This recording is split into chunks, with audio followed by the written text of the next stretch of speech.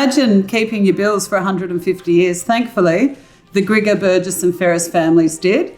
And we get to tell you all about the stories of these bills and invoices that have been kept between 1896 and the 1940s. They range from invoices to letters, prayers, electoral nomination forms and the like. There's an interesting document that we have here that was written by George Hetrick, which was one of the property's neighbours in 1918, about treating scours in calves. So just to read you a small piece here, talks about taking half an ordinary sized pomegranate and chopping it up finely, seeds and all, and then boiling it with half a pint of milk or water, and then to feed this to the affected animal itself. And checking in a couple of days for results is the tips for the scours in cows. This is an interesting one, Anne.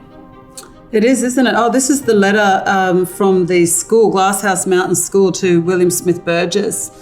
Unfortunately for poor Mary, she didn't fare well in the state scholarship exams. Must have been a rough letter to read that afternoon.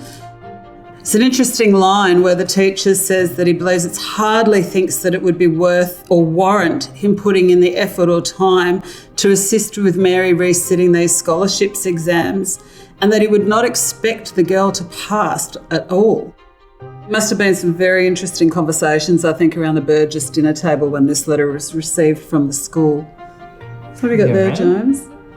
Oh, these are some interesting receipts and invoices, and sort of talk a bit about what was happening in the local district. This is from the Brisbane District Hospital, which would have been the closest hospital, in particular on what was referred to as the North Coast Line here in Queensland. And what we have is with compliments type letter saying that the receipts are enclosed here with grateful thanks. It looks like what we've got are some two receipts here, and both dated 21st of January 1925, and one's for an annual subscription to the Brisbane District Hospital. So that's an interesting thing in itself. And the other is for patient fees. When we work through these 1,800 documents that are in the bill spike, we'll start to unearth all sorts of interesting stories just like this one.